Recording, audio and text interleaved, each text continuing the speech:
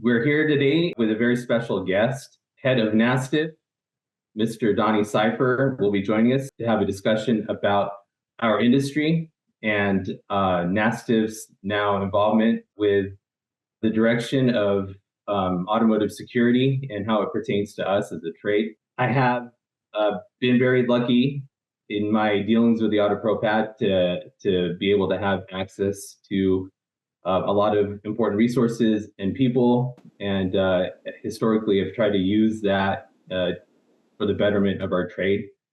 And there's been a lot of talk online about where the AutoProPAD stands in relationship to the new NASTF protocols, which we'll definitely get into in this session. But this conversation today isn't necessarily about that.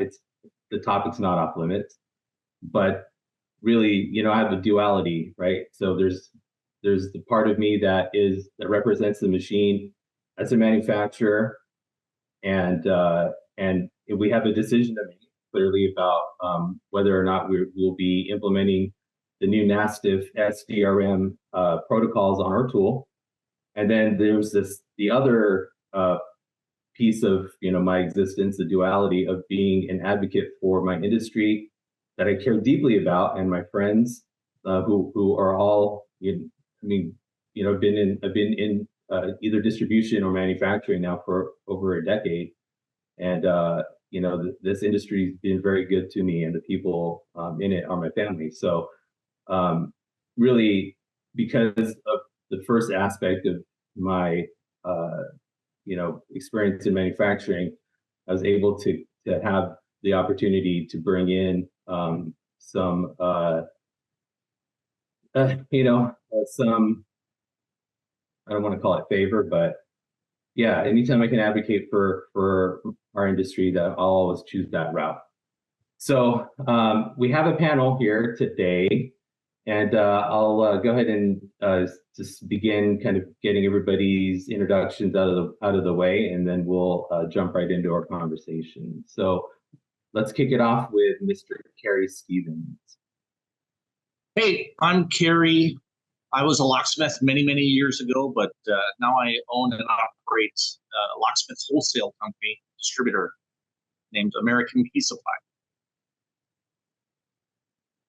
Great. All right. Up next, we have John Nelson. Hi, I'm John Nelson with Southern Lock and Supply. Just getting them started up in the auto distribution end of it, and I was formerly with Midwest Keyless for 10 years as a distributor. Great, thanks, John. And then we have a couple of friends that aren't necessarily from the locksmith industry, but are closely tied to it. And I think everyone will, by the end of this conversation, understand the relevance of having them here today. So we'll begin with Mr. Isaac Rodell. Good morning. I'm Isaac. I own Auto Rescue. We are an automotive company that specializes in OEM programming and building computers for locksmiths and automotive shops that are interested in using OEM software to bridge the gaps where the aftermarket tooling does not have coverage. And we also are involved with training with Keith and some other companies to help educate people in the ways of using the OEM tooling and OEM software. Great. And then up next, we have Keith Perkins. Keith? Hey, good morning. I will try to keep it as short as possible. I got my fingers kind of everywhere in the industry. I do have a regular repair shop, an automotive repair shop. I have a mobile company that services other repair shops, collision centers. I've got locksmith friends in my area that I work with closely. I also work heavily in the training sector and creating curriculum, and that's where I usually tie in. I create content for automotive repair technicians to get them involved in doing module programming, which bleeds over into immobilizer-related functions and keys. And then a lot of my training for module programming tracks, and we purposely track towards a lot of locksmiths, because your industry is getting very close into that, where you're running into being requested to do module programming that involves beyond just the key, right? Every module in the car is now associated with the immobilizer system. Then I also happen to sit on the board of directors for NASTF. Great. All right. Thank you so much. And then last but definitely not least, our most important guests today, well, not last overall, we'll get to Donnie at the end, but our locksmiths. And we'll begin with Mr. Chad Harris. I'm Chad. I've been in the locksmithing business for 7 years. I'm also your favorite tech support outside worker there for Lock Labs for the AutoProPAD. All right, thanks, Chad. Next up, we have Stephen Hoffman.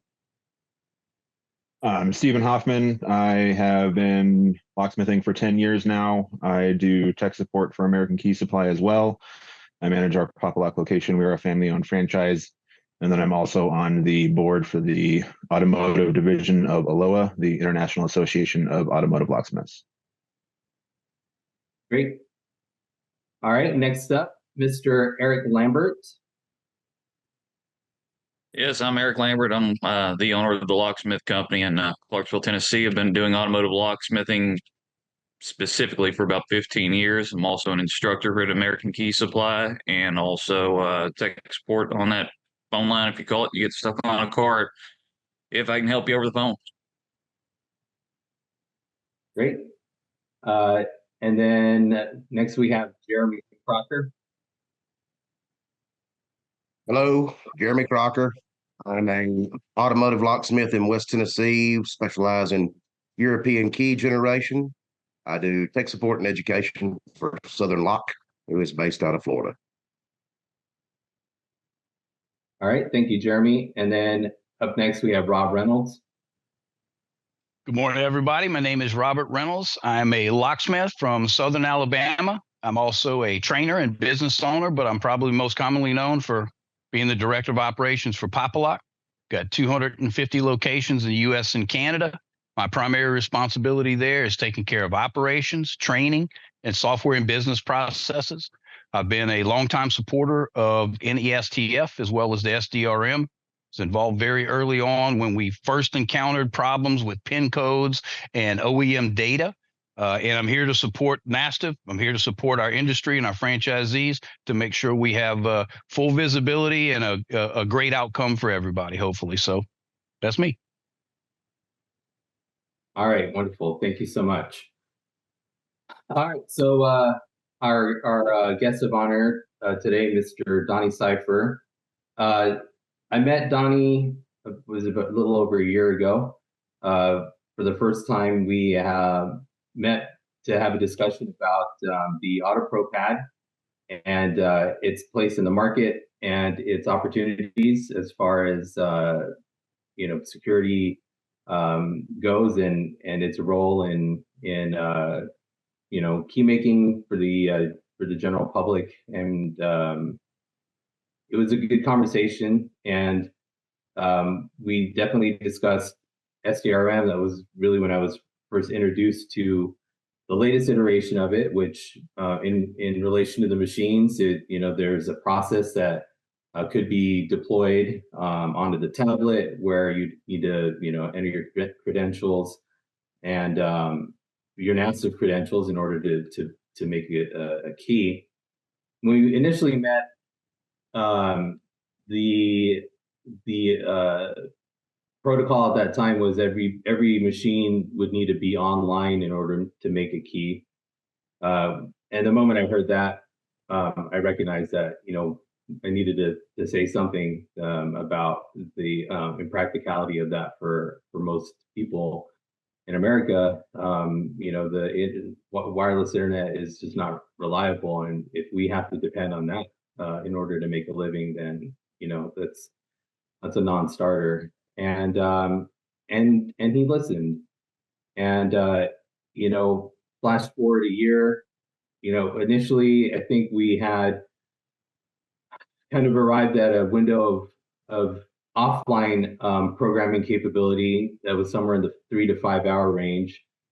And then eventually, over time, without my intervention, Donny pushed that to 24 hours, which I thought was generous and quite frankly unexpected for me. So, and then I also should point out that when I asked Donny if he would join us for this session, he, without hesitation, said yes. So I'm grateful for that. So without further ado, Donny, can you please tell everybody about yourself, and maybe kick it off with an introduction about who NASTF is and what your mission is?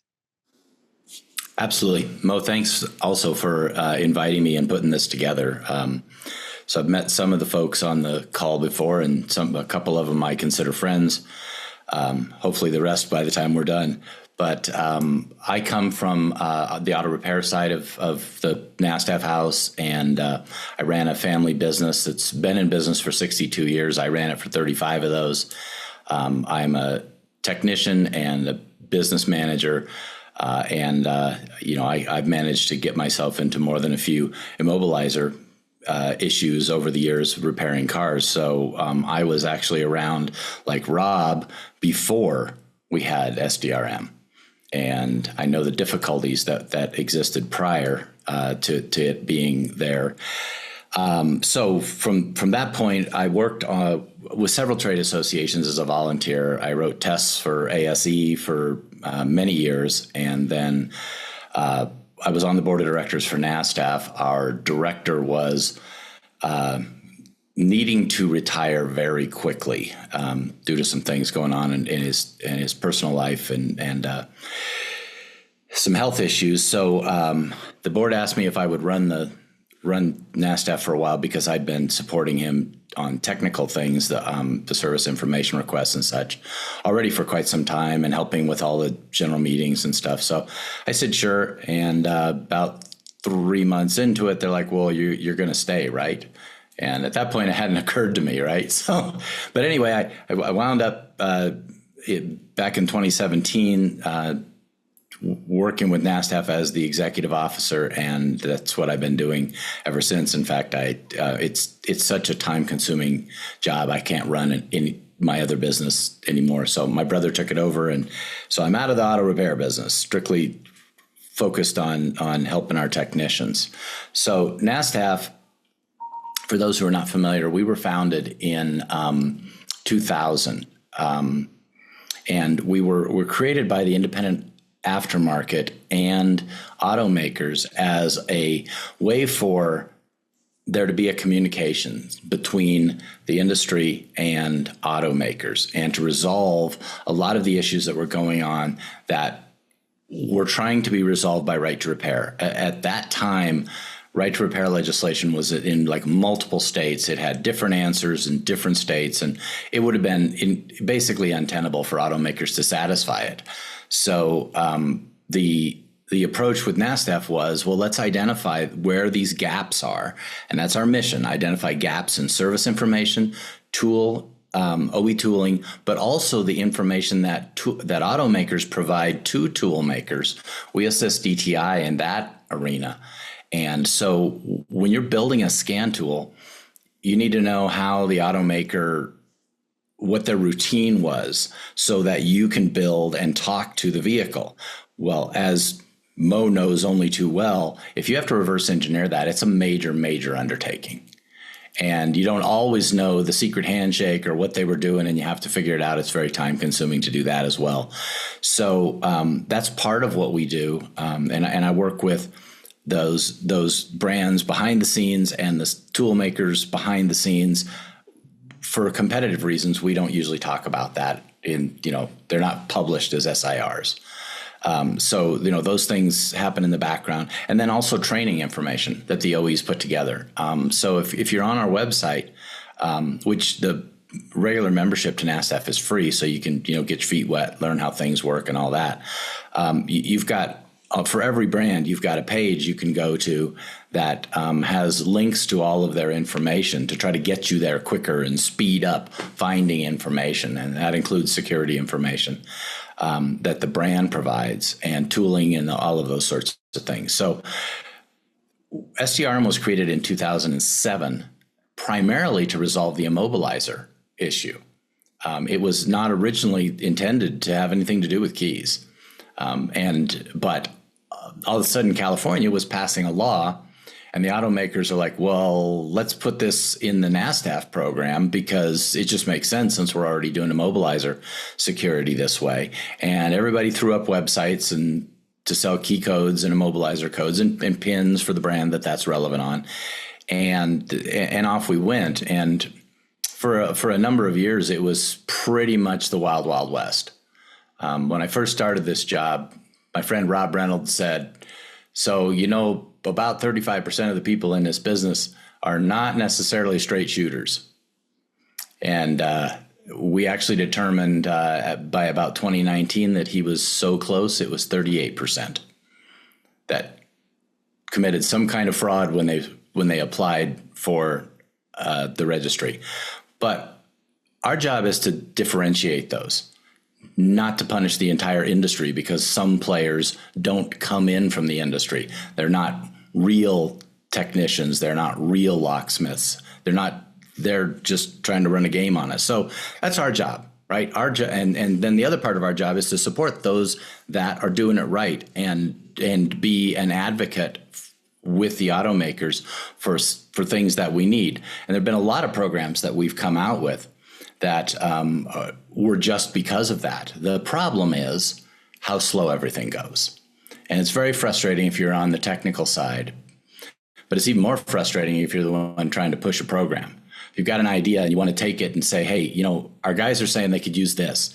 And then first you have to get everybody to approve it. Then you've got to get everybody to build it. Then you've got to get the thing integrated. And then you've got to present it to the industry.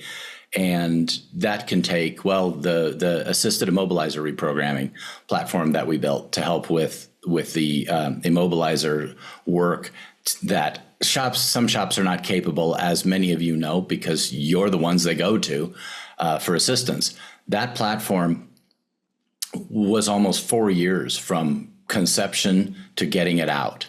So it takes a long time to get things done. And our immediate past chairman, my friend Mark Saxenberg, has always told me, if you like watching paint dry and grass grow, you'll love this job, because that's just how it works. So a lot of times folks are frustrated with how long it takes to solve things. And believe me, I'm somebody who likes to get everything done yesterday. So I'm there. I've had to really develop patience to work in this arena. So I think, Mo, I'll just throw it back to you if you think I've got you set up, and we can hammer out any details and questions everybody has. Sure. I know NASTF definitely has a wider berth than just the locksmith industry. But I'm curious, you had mentioned the piece about the immobilizer and key codes. I mean, that clearly pertains to us. So what I guess I'd just like a little bit more expansion there. Like, what does that process look like? What are your goals with the OEs in acquiring that information to make it available to us? So assisted immobilizer reprogramming, its primary focus and mission. I mean, when you build software, everything's about what is it we're trying to solve, right? So what we were trying to solve was, you've got guys like Isaac and Keith who've got all these skills, and you've got a shop in Cody, Wyoming that is working on a brand they never work on. And it's got a module down. They can diagnose it. They can get that sorted out. But then what do they do? Because are they going to buy for one time an OE tool that's, by the time you're all in, $4,000 or $5,000, and then learn how to use it, possibly brick a module in the process of doing it, all of those things that can go wrong. Well, so my concept was, let's take all this amazing talent we have in our industry. We couldn't have immobilizers be just free for all, because it encourages car theft. So we vet the technician at the shop, similar to how we vet VSPs. And then we've got a VSP on the other end of the transaction. So that was the initial piece of it, so that a remote technician would be able to go into go into a vehicle and assist the shop in completing a repair they'd already started. And it was controlled, and the paperwork was there. The customer provided the information so that that shop requesting the work could create the D1 for the VSP. The VSP could validate and say, yep, that looks good. I see where, you've done everything you need to do. And there have been no thefts involved. And the vetting is the reason. But the secondary, and I shouldn't say secondary, but the other thing I was hoping to accomplish with this was a lot of times when a mobile technician goes out into the field to help with a problem, they help diagnose it, then there's a part that has to be ordered. So we've got this drive time back and forth, which is not financially helpful, right? You're losing money because you got to drive back and forth. So why couldn't they, after they already know the vehicle, they got a session started on their scan tool, can't they save that? And then once the part comes in, remotely get back into that vehicle and finish the repair. And so that was the intent of that as well. A lot of folks didn't read those details and completely freaked out when we launched this thing. And now we've got 21 businesses that are participating in that, doing this type of work. And all but 2 of them are brick and mortars or mobile technicians who do this work to assist other shops. And then 2 are actually just remote businesses. That's what they do, is remote. So it's serving its purpose. It was never intended to be like high volume. We do, on average, maybe about 35 to 40 transactions a month, but it gives that technician an opportunity to not have to drive. But also, a lot of times these transactions get canceled, which is built into the program because the shop didn't really understand the process and it wasn't necessary. So the VSP, who is what we call a service provider for it, can turn that. Can basically cancel the transaction and say, it's not necessary, I don't have to do it, I can solve this another way. And so that's worked out to be really helpful. It's evolved through 3 different software update iterations to help those on both sides of the transaction do it better. We've learned some things about how the actual use case works and where there were some variations that we didn't anticipate, and so we just fixed them. So that's assisted immobilizer reprogramming. You can apply to be a service provider through the system, through just our support desk. Just tell support you want to be one, and we'll follow up with you. But the key here is you can't use it to make keys. You can't use it to program keys. So it's really intended strictly for immobilizer work. We recognize there are some brands where reintroducing the keys with certain modules has to happen. If the brand says that's what has to happen, then it's okay to put the keys back in the car, but not to pass a key code to that technician on the other side because they're not a VSP. So that's how that program works. And that one literally top to bottom took 4 years to get off the ground. So just to clarify then, so that program does not involve the introduction of a key to a vehicle by any means, because that's a pretty major concern for a lot of locksmiths that hear, automatically they feel that, a remote process by some person over the phone will replace their jobs. Yeah, so maybe we should cover off on that piece specifically. We are all very aware, the 5 of us that basically run NASTF, that all have a different part of the overall process. We are very aware of the competitive landscape.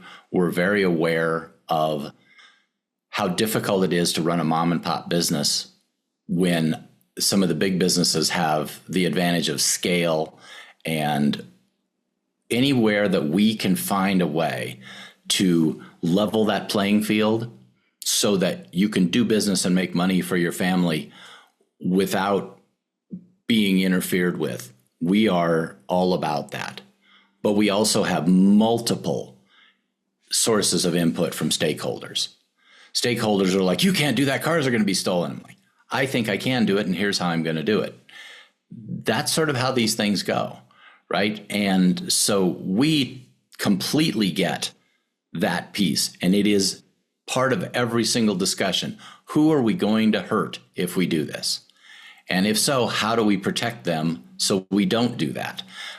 There are programs we thought would be great ideas that never made it off the ground because collectively we couldn't figure out how to not cause a permanent issue for some part of the segment. That's a big part. I mean, most of you probably don't know this, but repossession is the single biggest part of SDRM.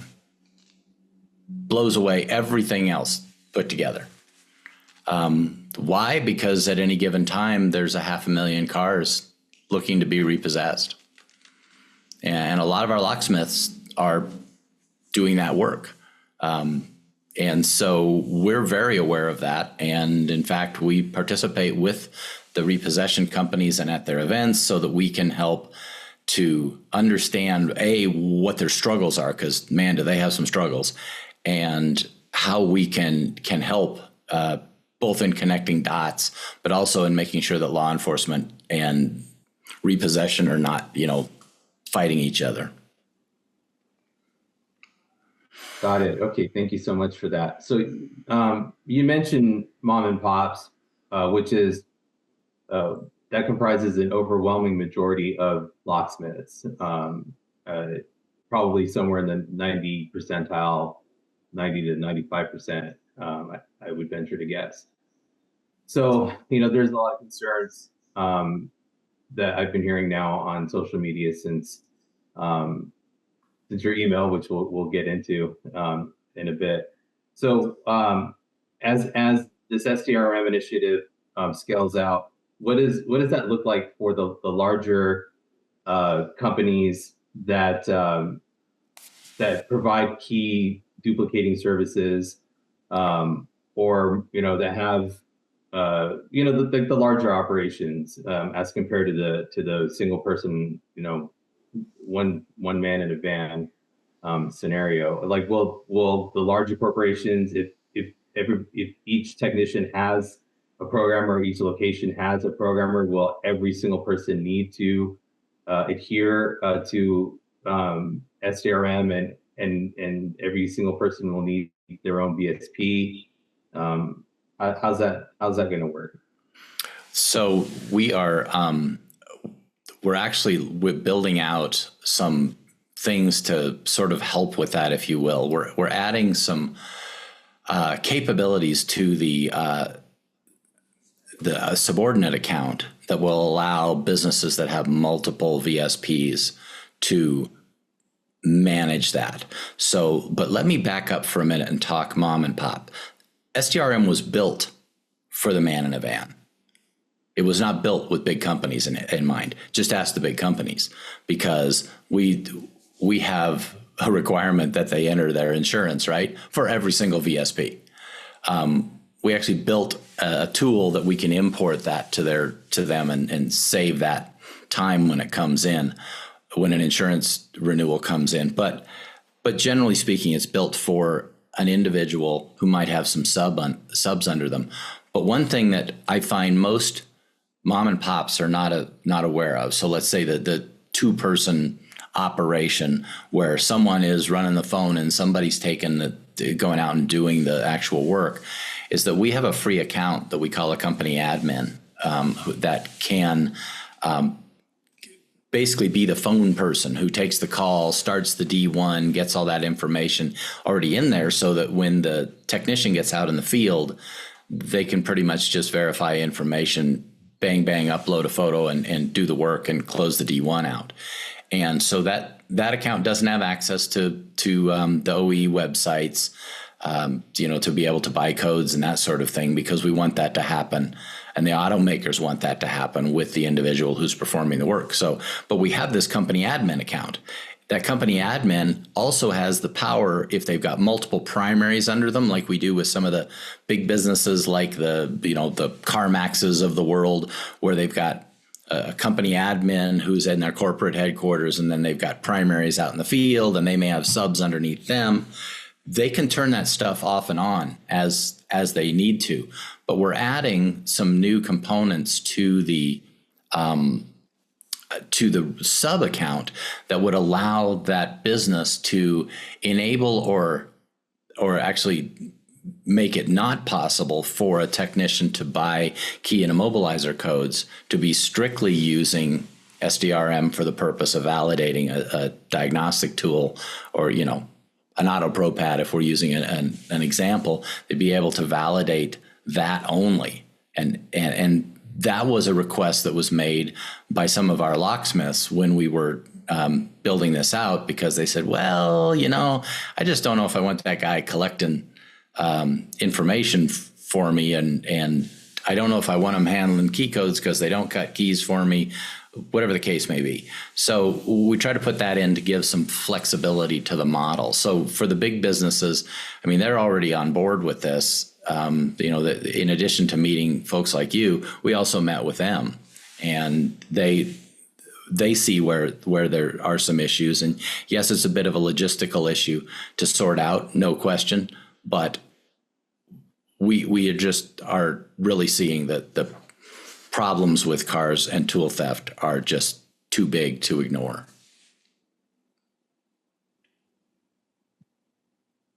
So I think one of the, trying to figure out the more correct way to say this. Oh, just say whatever you got on your mind. One of the many concerns that was voiced, Mo put out, and we've been, obviously, since this email came out a week ago, we've been kind of looking at all the questions. And one of the big concerns is that the larger companies that have, you know, hundreds and thousands of employees, one company, thousands of employees across the country, that there's rumors that they have the ability to share VSPs so that they don't have to have a single one for each individual in their van. So the word is rumor. Right? The word is rumor. Okay. We absolutely positively credential the individual, not the business.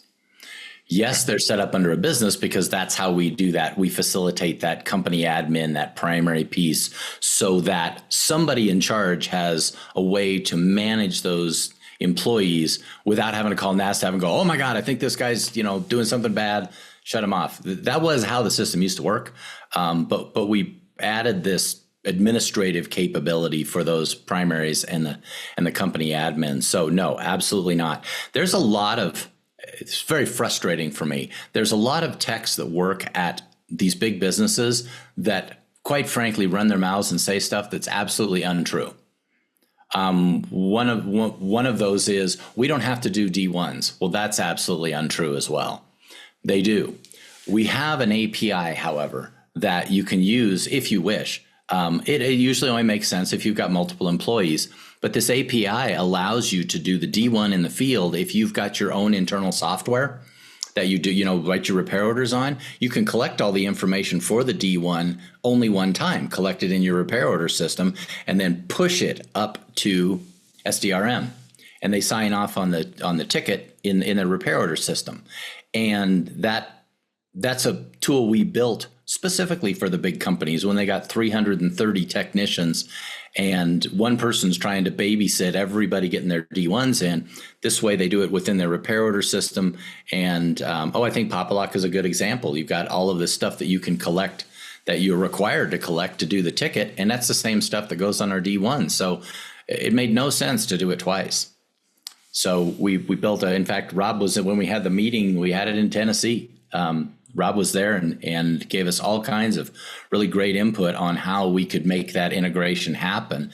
And that was the very first move we ever made to go away from the strictly mom and pop kind of software approach to allow a multi-employee business to have some more flexibility and oversight into their employees. So sorry, that was a long answer, Stephen, but that's where what the idea was.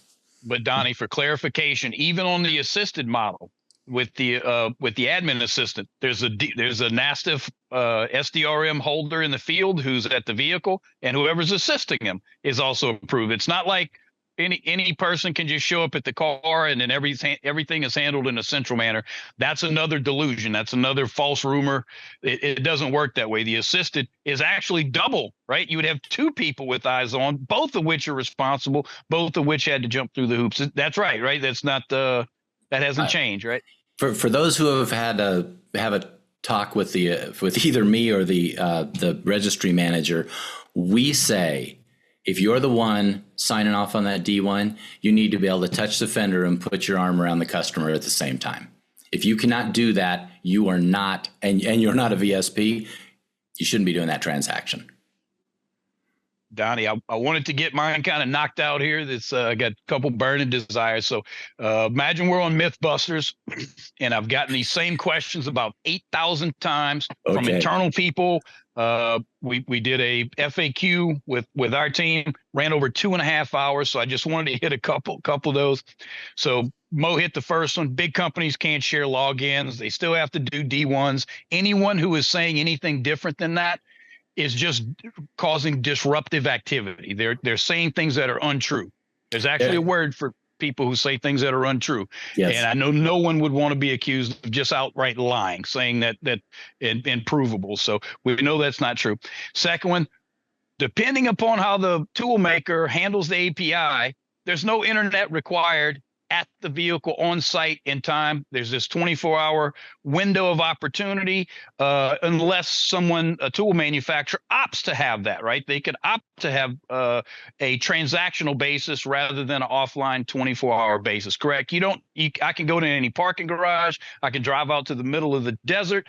I've got a 24-hour window of opportunity to use my aftermarket tool under the current premise, right? Is that correct? 100%. So there are two use cases built into this. The one use case is the tool's connected to the internet and it's a happy day and we can do all of our work and without any problems. And, that's the main use case. That's the one we designed it for. But as Mo mentioned, when he and I sat down, we were literally, I don't know, at that point in time, less than 60 days into working on the software design.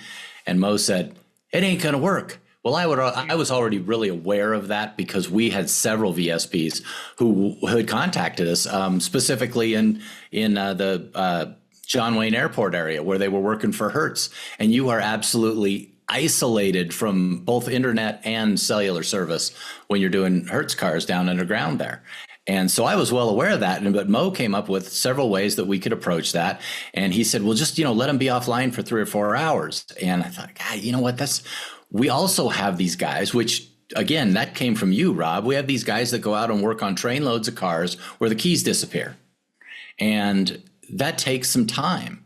And 3 or 4 hours would mean I got to get off the train, I got to drive back to civilization, and I got to get a connection so I get uploads. So we thought, you know what, a guy's going to sleep. So at bare minimum, even if he's on location and has to stay at a hotel, he's going to have an internet connection at the hotel, can upload his tool, and off he goes. So that's where the 24-hour piece came from. So, but those are two separate use cases and two separate APIs. And I don't want to get down in the weeds on the development part because most people probably don't care. But a tool maker can choose to offer the one without the other. And the reason is because we've got some tool makers out there that build scan tools that are used by automotive technicians and not locksmiths. That's not their business model. And in that case, they don't really need the offline. But they may decide later on, oh boy, yeah, we do. We got a lot of customers that are kind of, out there on the edge. Heck, my shop sometimes I'm sitting right between Denver and Wheat Ridge, and I don't have good internet. Because we're so far from the central office. So sometimes we need it. So they may decide to add it in, but it's entirely up to the tool maker how they want to build that out. The only thing is that if they use the offline, there is 4 pieces of information they have to require to authenticate that. The tool has to have a username and a password for that individual. And then they have to use their NASTF VSP ID, which you guys call LSID, and a passcode from our app. And the passcode from the app, no, it will not validate at that instant, but it will when the transaction comes up. So if you try to fake it to make it, we'll know. And that will trigger if we're concerned about a tool that's been stolen or someone who's trying to steal cars. This will trigger our system to catch those and do something about them. So that's the only real difference. In the regular online thing, you simply put in your VSP ID and a passcode and you're done. I've tried it. It takes me 8 seconds because I already know my VSP ID, right? And I don't use it as often as you guys do, but nevertheless, you plug that in, you get a passcode off your phone, and off you go, and you're done. And then Donnie, go ahead. I wanted to kind of piggyback on your question there because nobody has seen what this is actually going to look like out in the field. Have y'all built in a log off button that then locks this tool and doesn't leave it on for the full 24 hours?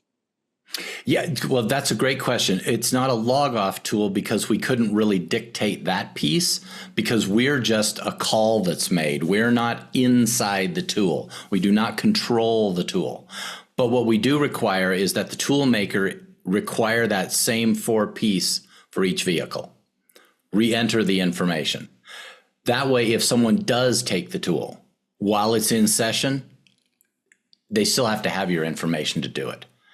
And that is not to be a pain in the ass for the technicians. That is to make it so that as this information disseminates out, the bad guys will hear about it too. And they'll say, well, it won't do me any good to steal that tool because even if it's in a 24-hour session, I still have to know all of this guy's information. Now, one little other detail, just because you're probably wondering, is when hold on, Donnie, I need to clarify before we move ahead on that one, because you said that if you can log in, authorize the tool for 24 hours. So if it's been authorized for 24 hours and somebody steals this tool, it's been authorized. No. And goes out and they're online. Okay, that's why I wanted clarification on it. The session can last for up to 24 hours, as many vehicles as you can do in there, but every vehicle requires all 4 points of authorization. So when you change, you have to re-enter that information. Now, I would imagine that if you've got that in some cases it's going to be 3 point. That's why we made it 4 point. Because some tools are just going to have your username already, displayed, which is fine as long as there's a password on that. So we required the 4 point because we figured if all it had was a username, then suddenly, if that's displayed, it becomes a 2 point. Does that make sense? Yeah, because it's known information. You want 4 pieces of information. In certain cases, it will be presenting that already. So yeah. Correct. Yeah, I was just wanting to clarify the 24-hour activation and how that worked because my brain thought that, hey, I entered my NASTF credentials once on my tool and that's it. Now I'm free for 24 hours. Yes, it's going to report the VINs that I hooked up to, but I'm not going to have to put in my LSID and my AUTHI code and everything on every vehicle I hook up to. Yeah, no, it's going to be every vehicle, but it can go for up to 24 hours offline without uploading back to the tool maker, who then will pass transaction payloads to us. So Donnie, So I think go ahead, Rob. No D1, correct? When we get out there, we're going to knock that out. The tool is, when we connect, is going to give that VIN specific data back to the tool maker. People are not having to fill out an individual D1. It's not triggering a D1 when they use the aftermarket API, right? That's the other question we've gotten a bunch of. Yeah, so let me flesh that out a little bit more for you. So there is a D1, but you're not creating it. We figure between the tool knowing what it knows, because as you know, most of these tools are very powerful. Between what it knows and what NASTF knows about you, and we're replacing AuTHI with a new app. We're going to actually have an app as opposed to the AuTHI thing. We just have a lot of problems with AuTHI. With members who effectively get locked out of AuTHI and we have to fix it.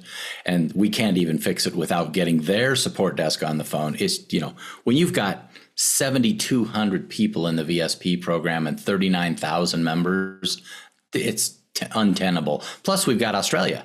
So we got all their folks too. And it's sort of willy-nilly how it happens. So anyway, long and short of it is, yes, you will simply connect the tool, and between the tool and NASTF, we will build out a transaction that will be a D1. Now you're still responsible to make sure that customer is who they say they are. So we're giving you back some of that stuff you could do before the automaker D1s were online. We're saying, okay, we're going to trust you to check ID. One of the things we're trying to do from a strictly compliance point of view, we're trying to get away from storing a lot of PII on the NASTF SDRM platform. So if we can prove, if you can help me prove that we won't have bad things happen, we'll be able to work out a different way than uploading all of this stuff. The D1 needs to be, it's customer authorization. You know, we all call it a D1, but it's proof of authority and customer authorization. Those are the two things that are behind that. And when we have that and we get a request from law enforcement, we can say, no, look, this guy did everything by the book. And that I can't tell you how many times we handle that discussion and the VSP never even hears about it. And that's what we're here for. It's part of what your credential pays for, is for us to support you technically with law enforcement. Got it. And the last one here is there's no cost per transaction. This isn't going to accumulate a cost per transaction. No. And as the rumor mill, this is the thin edge of a wedge to start a per transaction piece on it. That's not even in discussion at this point, correct? It will never happen. So let me be very clear about the money side of this. NASTF is a not-for-profit. We're a 501c6. That means that we can lobby if we want. That means that we're bound by all of the nonprofit laws that associations are bound by. But it costs a certain amount of money to do what we do. SDRM is our revenue source. It's what pays for NASTF to do what we do. It costs approximately $400,000 a year for NASTF to do its mission. Just the NASTF side of the mission, right? Identify and resolve gaps in service information, tooling, and training. Just that piece. It costs an additional almost $750,000 just to run SDRM. That doesn't include people. That just includes the costs of running those parts of the business. So when all is said and done, we're a not-for-profit. Our financials are public knowledge. They're public domain. They're posted, right? So when all is said and done, we need to be at about a $3.5 to $3.7 million per year to do what we do well. And that's going to depend on inflation. That's going to depend on who's in the office next time, who maybe hopes we fix some of this damn inflation stuff. But at the end of the day, that's kind of where we need to be to do what we want to be able to do for all of you as we move forward. The only thing we have transactional is the air piece. The technician who's requesting it pays incrementally 5 times per calendar year from the start of the first transaction to the end of the 5th one for that year. After the 5th one, they don't pay anymore. Why is that? Because it's not fair to VSPs that they're paying to be credentialed, and then these guys can request help and they don't have to pay anything. However, the VSPs who support it, our service providers, do not pay a dime. Well, they pay $5 because we had to have some way to run them through Stripe and set them up. But basically, they pay $5 and we credit it back to set up their service provider account. Incremental is not something we're interested in. We try to keep things really simple. If I can get this registry to go up to 10 to 15,000 people, which it should. I mean, for all intents and purposes, it should. If it gets there, I can actually reduce the price. I already have gone to the board and said, look, there's going to be a sweet spot in here where I can lower the price. Can we do that? Sure, we're not about profit. So there's no need. So I think somebody posted on one of the things, oh yeah, they'll be making like $8.5 million. No, we will not. We don't need $8.5 million to do our mission. So scale will benefit everybody. So the answer is yes. Someone asked that recently. Hey, are they going to scale this down? That's a as far as I can see now, it's pretty much a yes. The last one is a simple request. Besides those questions, you and I have talked about this way back in the day. You know that I go to these locations, I jump in the truck, I ride around with people, and I watch them go through these processes. And I can tell you a systemic major problem is PII. You brought it up on the call. If I could wave Rob's magic wand over this problem, when I go to do a D1 and I go to upload those files, I would get that as a secure process. In other words, that the app or the section itself is what captures it, because I guarantee you, I could probably go to 99% of VSP holders, grab their phone, pull up the photo app, and pull up all kind of PII, right? Because they're having to save that information on the device. Now they're transferring it somewhere, maybe to an admin. If I opened up that D1 section and said upload, that it would, and the way that works, just for anybody, there's certainly ways to do that. It doesn't store it on the phone. It stores in a temporary file. It uploads it, and it's encrypted on the device. So even if you own the device, you can't go open it and go, okay, here's Mary Smith. We have had people during a NASTF SDRM transaction complain to the nth degree that we had to capture that data, right? You know that just over the hundreds of thousands, somebody's going to fuss, and we've had to show them proof that we've deleted it. It would be heck of nice just to go, we didn't take a picture of it. We used a secure app to do it. So that if there's some way, and that's not even a super priority, but I know is if we go from 3,500 people to 30,000 people and more people are using this, it's going to become, I wouldn't want to see us on Dateline or the first 48 or something tied into this big PII problem. So I appreciate it. Those are the big ones, and I'll shut up. Well, so let me preface this with, do not think this is coming today. It's probably not coming until next year, but the new provider that we're using for the two form factor piece, the passcode piece, they have a feature in there where you can take a ID with our app. The app will be able to do basically a back check. It will look at that driver's license exactly the way you just described it. It will look at the driver's license and say, yep, that's a legit driver's license. It's not fake. They're really good at it. They also do airport identification, that new facial thing that I'm not so sure about, but it's there.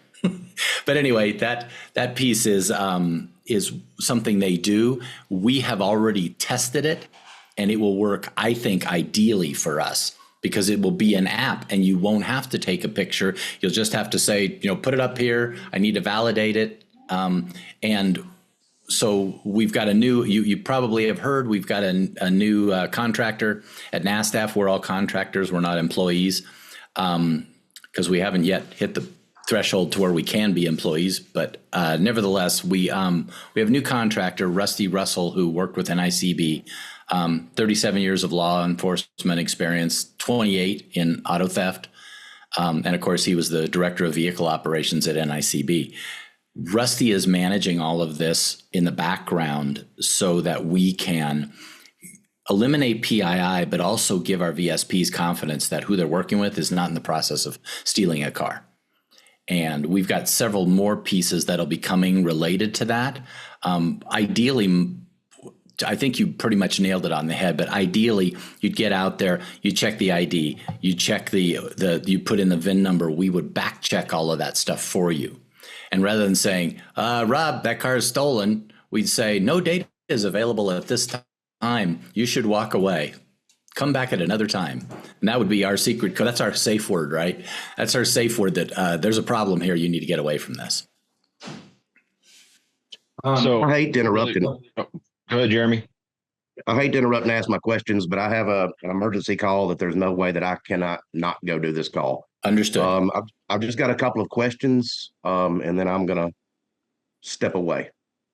A large part of being a member of NASTF or a LOA or any other organization and being credentialed through them is building consumer confidence in your area. And my first question is going to be, with the NASTF logo, being a member of NASTF, is there any special permissions that I would need to display that logo on my van or in my business? Nope. If you are a VSP, if you're a NASTF member, you can use it. Okay. So, but let me also add one thing, because you asked that, and I'll try to be brief because I know you got to run. We have been working on building out a piece so that consumers can look you up, similar to what Aloha has. Sure. But we're going to do a lot more with that. We're going to put it up as version 1.0. Look up a locksmith in my area. This is also because a lot of times VSPs need to find somebody to help them in their area or in a different area. So that's the other idea. That leads me to my second question. Good. My largest concern with NASTF and some of the behaviors that I'm dealing with in my area. will there be at some point, hopefully soon, a directory that NASTF members can log in to NASTF and look to see? I'm going to give you an example. I have a chain business here in my town. I'm going to leave their name out of it, but I know for a fact that they only have one VSP. And I also know for a fact that they have 6 to 7 employees using it. And I'm in that parking lot on a regular basis repairing cars. And when I pull up and I'm showing that I'm a member of the same organization they are, this customer is having a lack of confidence in me. Like, well, they just tried it. Well, what are you going to do different? I'm just wondering, is there a way that I can start to check and see these organizations, I guess maybe self-police them in my area, because they're giving us all a bad name. I totally agreed. And yes, that is one of the other things that we've heard we needed to have. So you'll be able to look up a company. We're going to give you several search fields. I got to be a little careful because I don't want to like make it so that, hackers will sit there and just hit it over and over. But, we know how to handle that. So, yes, you absolutely will be able to look up a company and determine whether or not they're there. Now, this is an opt-in process. So you'll have to say, yes, I want to be part of it for us to display you. So it will not be 100%. But here's what else I would say to you. If you've got doubts about a company, absolutely shoot them email to support@nastf.org and say, I think these guys are misusing. I think they've got one ID and there's multiples using it. I promise you, our VSP registry manager will look into it. And you understand that and I know everybody in here knows me, or most everybody does. You understand I'm not saying this because I'm looking to police these guys or try to get them in trouble, or I'm worried about. I've already got more work to do than I can handle. I understand. But when you got one group out there doing something that they claim they can do what everybody else does, it just really gives the whole industry a bad name. They think, well, if he can't do it, why can anybody else? Because I'm 100% on board with you. It's not fair. And if we can level that playing field, that's what we're out to do. I mean, when we did this whole takedown back in 2018, it was to level the playing field. And we did. 450 fake accounts never came back. Okay. So in the future, I'm actually today about to send in an application for a subordinate account that works for me. I'm going ahead and getting prepared for what's coming. So in the future, somebody would be able to look me up and say, if I opted in and say, okay, yes, Jeremy Crocker is a member of NASTF, and here is his subordinate account, and her name is whatever. Probably not that detail. That you'll have to be logged in for. But the consumer side of it will be they can look up your company. Yes. I was speaking as a NASTF member logged in. Logged into NASTF. Yeah, we'll give you access to that. There's kind of some limits from privacy point of view and what we can do, but I think that we're perfectly in line to be able to say, here's the names of, and here's the company. We're still, this is why this thing isn't released yet. We're still working through the privacy pieces because those can be very limiting. And then, how do we handle this when we've got some companies that have 300 VSPs? Sure. Well, with those questions asked, I'm going to get out of here. Mo, I really want to thank you for putting this together and giving us all the opportunity to get our questions answered. It's been very informative this morning. It's nice to meet you, Donnie. But with that said, I got to get out here and get these people taken care of. My pleasure, sir. Thank you. Thank you. So we're about an hour into this, and we still haven't really discussed why we're here. So it's going to be one of those times where everybody's going to know where they were. I had just dropped my kids off at school last Wednesday when I got the email that this was coming. There have been rumors out there for months. I think I've first started seeing it online around, I want to say October, November last year, that these rumors were starting. And then I've been on the NASTF calls because I've tried to be more involved, and I actually, as of just December 31st, I finally got my membership redone. So actually, before I continue on with that, I want to thank you for going on record that if we can increase the membership, which this is likely to do, that prices will come down and not go up, because that's a big concern. So thank you for going on record and saying that. Yep. Anyway, so all that being said, the calls we've been on these calls for the last couple months that I've heard about it. Why did this email come out on March 13th, 2024? Why now? Well, now because this program was supposed to have been done in May of last year. Oh. The software's been built for that long. There have been multiple presentations at multiple events, in addition to which are in our video database on our website. And it's become very clear to me that the way that we market to our industry is by doing short and sweet and to the point. No, it does not make me popular, but it was not hitting home. And I would go to trade shows and there would be like a couple of guys that would come up and say, so tell me about how this is going to work. And then there was all these guys standing around next to them going, really? I never heard about that. I'm like, are you VSP? Oh, yeah. Well, do you look at our website ever? So as you probably have noticed, if you've been on the website recently, we route you back through the homepage, no matter where you want to go, just so that you can see what's news before you hit to fill out your D1. And that's part of this whole initiative is to try to get our members to be more aware of what's going on. And so that's why the whole reason it was written the way it was because it was to do a very short piece that people would read. We know that when we look at our videos, we get a couple of minutes of view time and that's it. So, sometimes that's just the introduction of the speaker and then, okay, I'm out. So we're trying to do everything extremely short and small.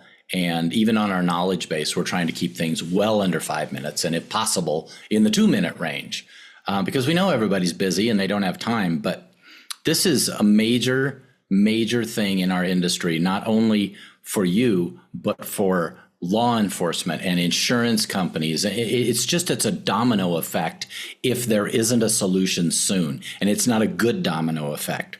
So that's why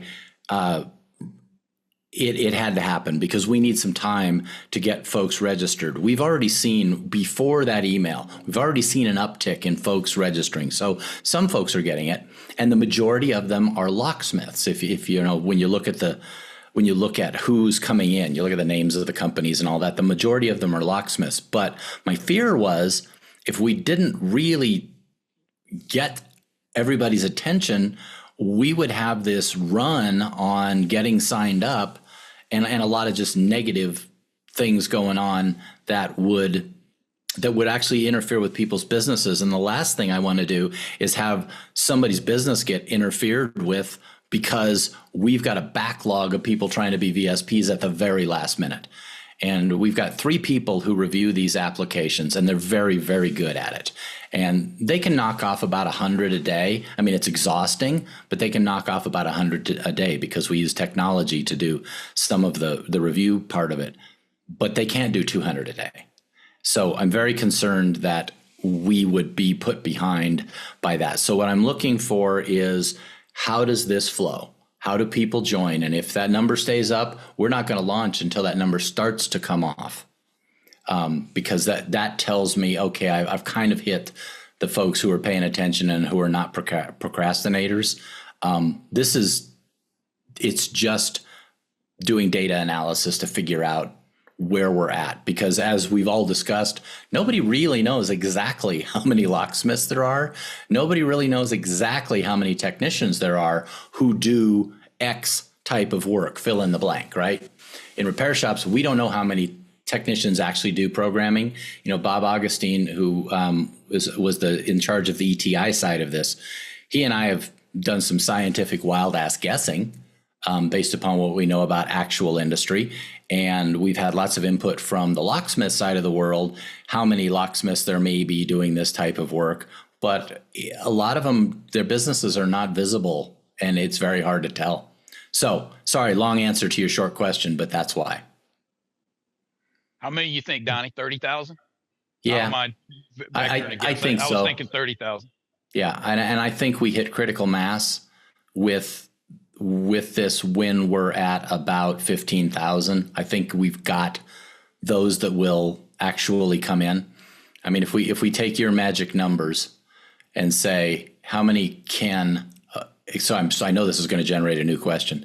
How many can apply and how many can pass?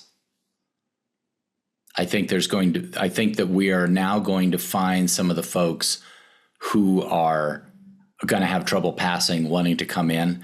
And so I know you guys will want to talk about that, and I definitely want to talk about that. So what's your forecast? So we think, I think you and I have discussed this before. So roughly 30,000 quote unquote locksmiths, right? With maybe 10 to 15,000, half of them being legitimate, and then you'll reduce by the number of people who are legitimate. They're not scamming, they're not stealing cars, but they have other issues that would prevent them from qualifying. Maybe the background check isn't clear or something like that. And then you hit that number against your current, what was the number of active locksmiths, or current number of active locksmiths with NASTF, with VSPs? It's like 30, about 37. It's almost 50%. The other half are technician, service repair side. So the registry is almost split down the middle now. It used to be heavier locksmith, lighter on service repair, but service repair has got a lot of need for SDRM now. Yeah, so we're looking at potentially reducing the number of parties that can make keys for the American public by potentially 2/3. So it'd be a third of those people remaining. Has anybody kind of figured out what the recourse there would be, or the blowback, or the impact on the American public, and actually the impact on the automakers too, because they have a heavy hand in helping push all of this forward. And if the narrative becomes, I couldn't get a key made for my loved one in an emergency situation because XYZ automaker created this scenario, then that'll impact their customers' satisfaction, right? So I know that's a lot of moving pieces to that question, but to say that potentially only a third of the key makers in America could continue working, I mean, that's kind of a daunting prospect. I don't think that that's actually accurate. I think that you're going to see more like 60 or 70% of the key makers that will be able to easily be part of the registry. I think you're going to see a significant reduction. Well, and that may be, but let's have a discussion about being in business, and let's talk about what's fair. We know we've got lots of folks out there making keys who have no legitimate business. They're taking payments, and then they're not paying taxes.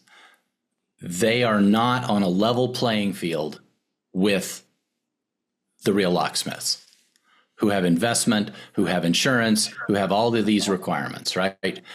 They're in most cases they're in states. No, I shouldn't say most cases. In many cases, they're in states where there's a locksmith license required, and they get around it.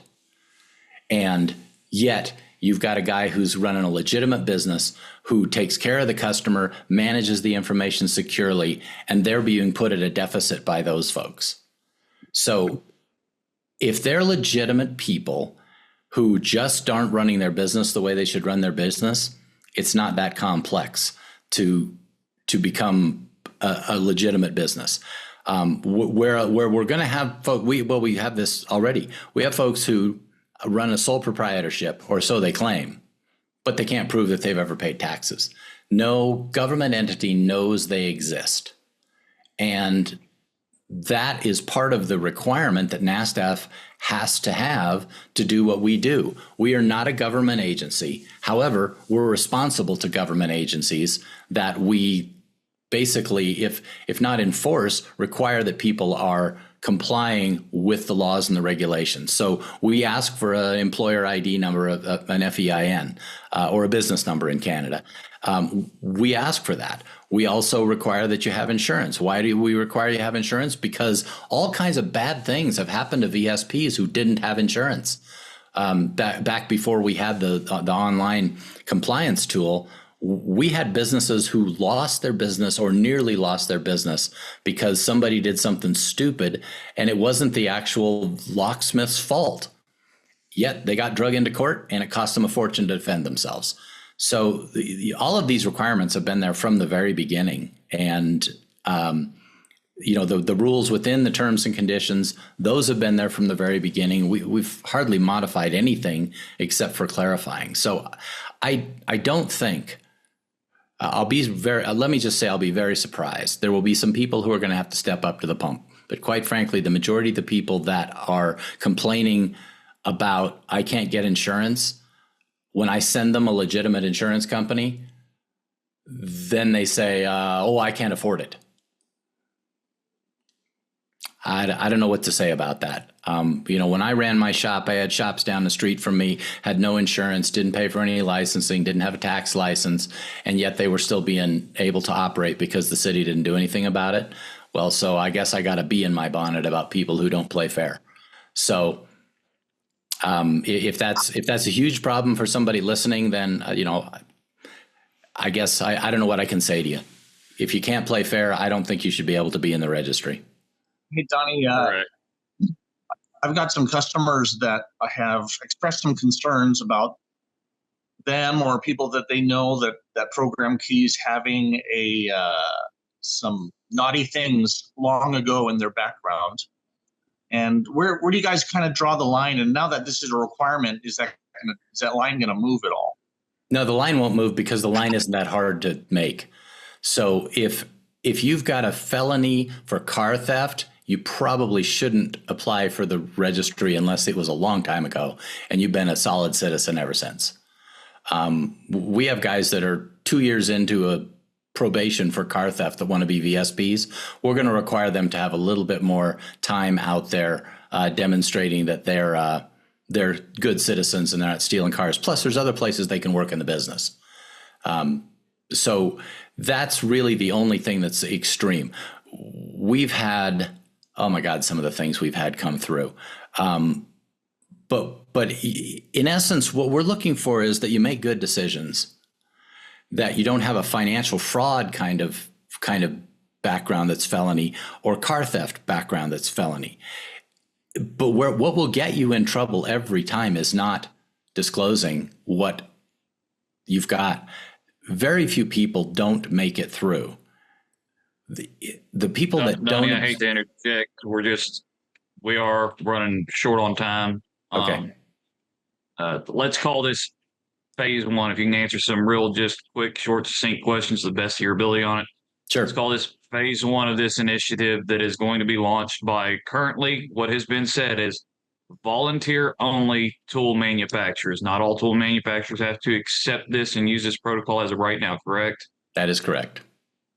What brought this to the table? What is in your experience of obviously being personally a part of this, what was the biggest kickoff that caused this ball rolling downhill? Lawmakers having massive issues with car theft and tool theft. Okay.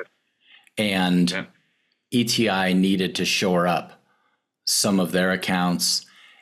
And we had insurance companies that are saying they're not going to insure locksmiths anymore. Okay.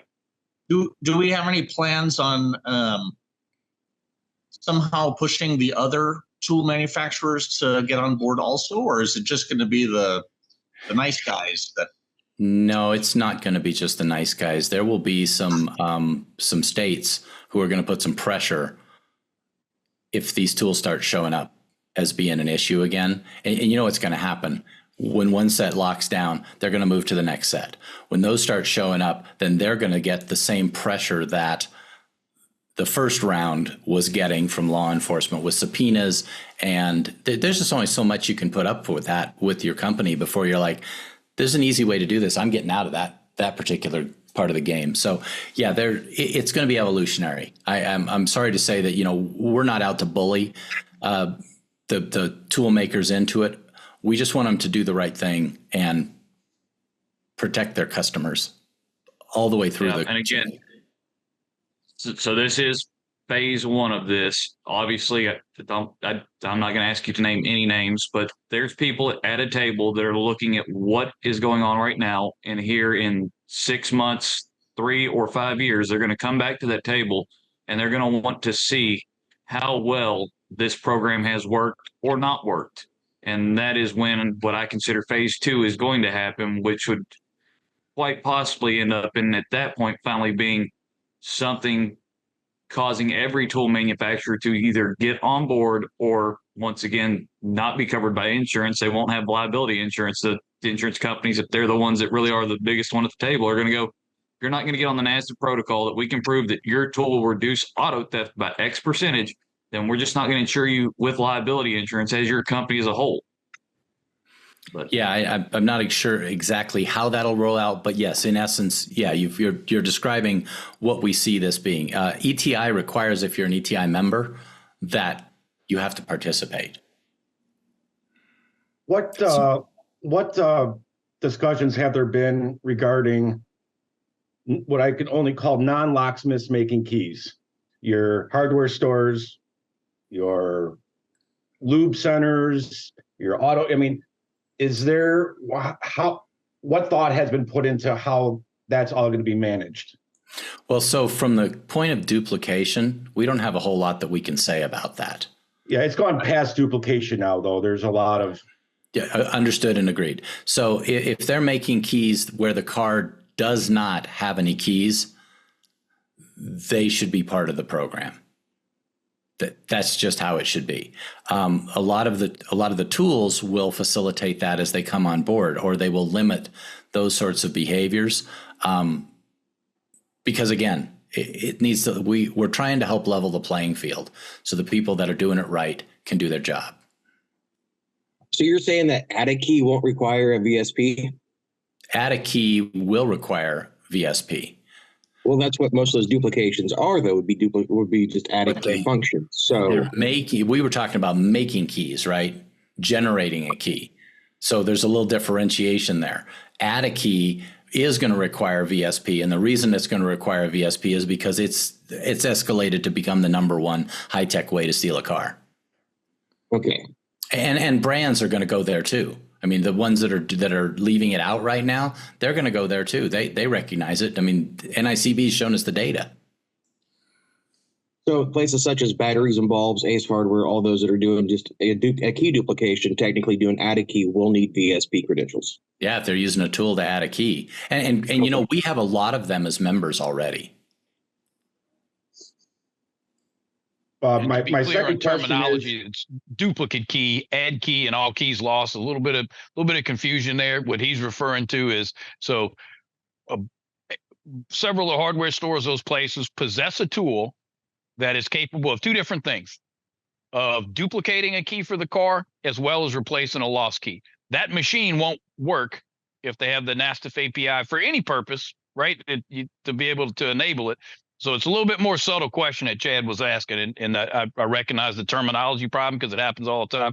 Add key is a function on it that even if the key is lost, sometimes you click add key and it'll add a key, which is how Donnie was talking about it. Add key in the context that Chad was talking about is a bad word. It's duplicate. Okay, I have a key in my possession. I want to duplicate a key through there.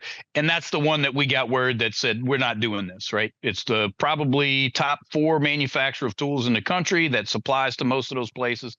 And they just flat out said, Donnie, they're not playing. I don't want to bring the name up. I don't want to get everybody sued or something crazy on this. But that was the word as of like 3 days ago. And from 2 different sources said, no, we're just not going to do it. And we're going to use this as an advertisement to distinguish our tool, to say, hey, no NASTF required for our tool.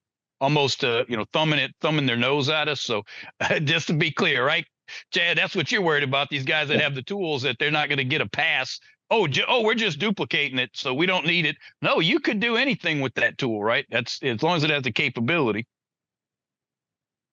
That's where I'd love to get some more information on what, Donnie, you believe there is going to be a phase 2. This is phase 1. This is currently voluntary, and what phase 2 would look like and how it is.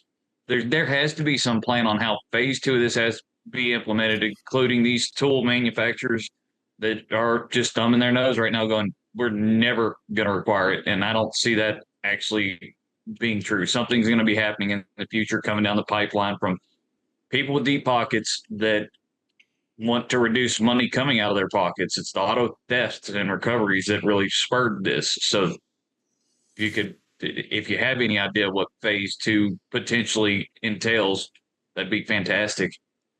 I don't yet, but I can tell you that I've spent the entire time I've been at NASTF negotiating and helping people understand how things work. So I believe that I'll be able to get a lot of volunteer participation, even from people who right now are saying, go to hell. Don't forget, I got Tesla to come on board at NASTF. And my first meeting with them was, oh, hell no. The second time was, how can you get us around right to repair? Well, I'm not going to do that. Third was, okay, how do we participate with you? And now we've got security information from them. I'll talk to these companies. I just think they need to understand the value proposition. And I think it would help for people to understand that if we as an industry can't work this out with or through NASTF as a conduit, then somebody else, or probably our government, is going to need to intervene and handle a situation that we should have been able to resolve on our own. And that to me is a frightening prospect, because we all know how that story ends.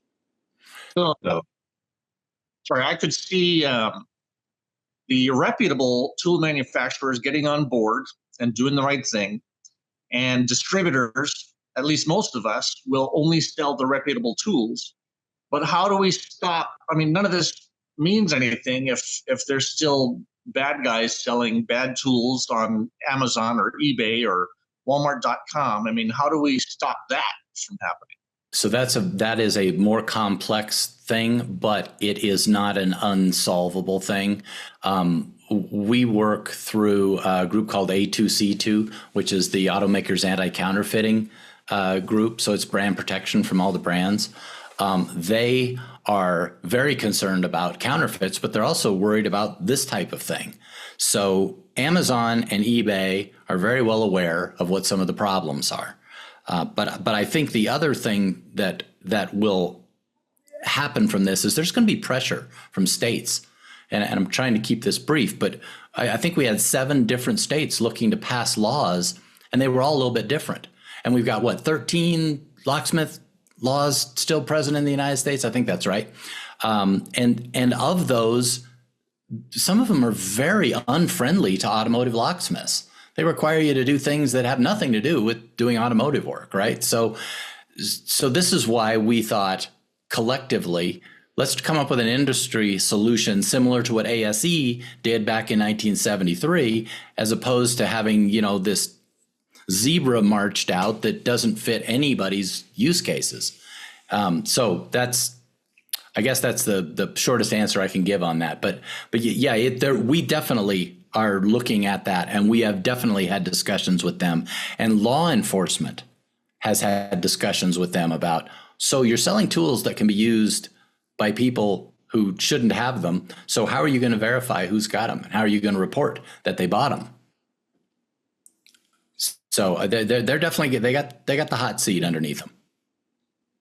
So to kind of piggyback on what Carrie just said, you anticipate a part of this possibly down the road, even though it's really not directly related to this whole NASTF thing, that there's got to be some pressure on some of these distributors who they're selling to. Yeah, there has to be some way. And so this is the other advantage to having legit locksmith registered with NASTF. Whether you like it or not, it's a really cheap and easy way for us to make it so that a distributor could make a call and say, is this a legitimate VSP over a simple piece of software? Is this VSP? Is this real? Or am I selling to somebody who's a car thief? And, I get the amendment, the constitutional amendment to associations, but that's not where we're going with this. Definitely not where we're going with this. In fact, that's what we're trying to avoid. As of right now, Donnie, what tool manufacturers have said yes is once NASDF is ready and says roll this out, what tool manufacturers are going to launch this on their tools? And do you know what tools are how in those manufacturers? Is it going to lock as soon as you boot the tool up? Or some of these tools that are diagnostic tools that have immobilizer capabilities, is it only going to lock it out on the immobilizer functions? Oh, right. Okay, so I can answer the last one definitively. It is not required and not recommended that they lock the tool for anything but security, that they only validate for security functions, because a regular diagnostic technician may be using that tool and should be able to use that tool as they would, not for anything but security. Based upon what you've seen, what you've heard in the last few days, I'm not outing any company that's been working with us. I can tell you we've got 3 going on 4 that are bringing tools into the program. They have to bring their entire line of tools. So that's a consideration. We have 2 companies that have completed testing and could pull the trigger today if they needed to. But we're not going to put them in a situation where they're at some sort of competitive disadvantage by just trying to do the right thing. So when we're ready to pull the trigger on it, they will announce, not us. Isaac, I would love to tap you right here if I can get you to speak up a little bit, because Mercedes considers almost everything to be in the immobilizer realm. So that's absolutely one of the my concerns is worst case scenario with the OEs going down this route and the OEs participating in this program and the bidirectional exchange of information for immobilizer, information to scan tool manufacturers. What does it look like if it goes wrong? Like due to interdependence of all modules in a vehicle being related to theft, let's use Mercedes as an example, a throttle body being a theft related part. What is this program going to do to continue to break down that barrier so that for technicians going out in the field doing module replacement services, how is this going to tie in, or is it going to end up where we're in a Mercedes-like situation where every single module replacement becomes a VSP required transaction? So this is a much longer answer than we have time for, but I want to differentiate 2 things I think came up. One, automakers have a law, an EPA reg, that limits them from telling an aftermarket scan tool how to do security. They would like to, but they can't.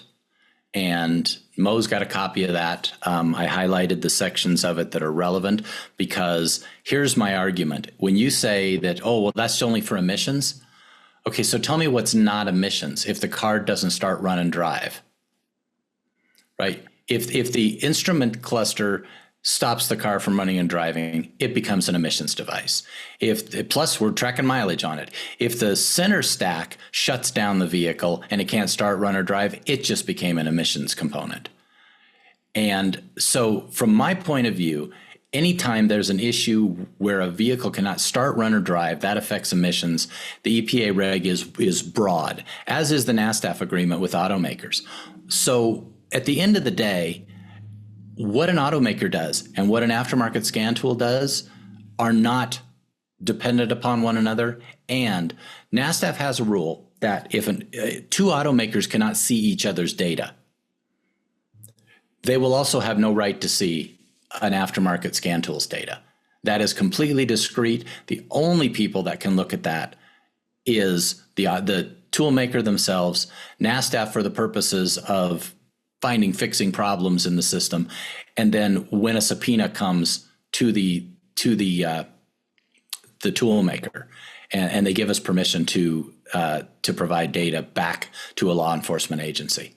So we are really, really hardcore about people staying inside of their lines legally. A law enforcement agency cannot come to us and just say, oh, we want to see all the data you've got on the, not happening. Show me a subpoena with a specific piece, and they do. So this isn't really an issue. But if somebody tried to go around that, it wouldn't happen. I got 2 law enforcement experts running the registry. They know what the rules are. So, but as far as will everything become a security operation, I think what you're saying is, okay, so we got all these theft relevant parts. That's, Mercedes is kind of unique in respect to how they do that. I don't necessarily agree with the majority of it, because their whole claim is that it creates a synthetic ID opportunity. Nobody's going to swap all those parts so they can steal a car. I mean, come on. It's totally illogical. It's control. It's a way to sell the parts through the dealership and limit the ability to put a used part on. That's what it is, straight up. And anybody who says otherwise at Mercedes is pulling our leg. So, so at the end of the day, if you've figured out how to build an algorithm that gets around that process, but you maintain it securely and you validate that user, it's not in the NASTF purview to tell you how to do it. I don't believe that the law gives anybody the purview to tell you how to do it. If cars are being stolen, there absolutely are laws that would affect you. But if you're doing what you need to do inside the box, I just don't believe there's anything that dictates the process. So just, I know you kind of covered this in what you just said, but I put up a post on social media this weekend, kind of getting people to submit some questions for this session. And there was, and still is, this kind of narrative that, you know, Big Brother is now watching, Big Brother's in my tools, and people are afraid for their livelihoods, and they fear that the information harvested by NASTF through SDRM will be used to somehow reduce their numbers, our numbers, as a trade. You know, what can you do to assure them that this isn't the case? Well, the information we have is going to be extremely limited. It's going to be able to assist law enforcement with when, where, what car, what VSP ID. So if that will somehow or another put you out of business, I can't imagine what it would be. I think a lot of that fear stems from a certain company on the board having access to the data to be able to look at metrics and go, oh, this one place is doing 300, and them using that as metrics to grow a company. I believe that's where that fear is stemming from. And if you could. Yeah, no problem. No company has access to that at admin level. There are 3 admins in our program. There's me, there's Lyle, our software developer, and there's John Ruttencutter, who is our registry manager. Our developers have access to everything, but of course they don't even know what they're looking at, right? So it doesn't matter. We don't share our data with anybody, including our board. Now, we do give reports to the board. Hey, we did 300,000 transactions last year through the registry, but we do not break it out. This is how many did that. Now, we may know that internally because we have to use that as a metric to know if something crazy is happening with a particular VSP. So, you know, we've got measuring tools. We've got, if you will, some AI looking to say, hey, you know, this doesn't look like a reasonable amount of transactions, or, you know, how did this guy manage to be in, you know, 3 different states in 20 minutes? So, you know, those sorts of things, definitely those are things that the system reports to the admins on. But there's not, there will never be, and there is not a reason for those people to be in the system. Like, for example, a brand can look up a particular transaction, like Honda can go in and say, this car got stolen. I want to look up that particular VIN and see what's going on. And they can see which VSP serviced it, if that happens. But you know what? That doesn't happen. We don't have 6 cars last year that were stolen with the assistance of a VSP. And of those, almost every one of them was a social engineering issue. So no, that data is not shared. Nobody on our board has that information. I mean, you got to think about our board. We have 15 individuals who should be the Hatfields and McCoys, right? We got agencies that don't even like each other that work together extremely well. Nearly every vote we have is unanimous.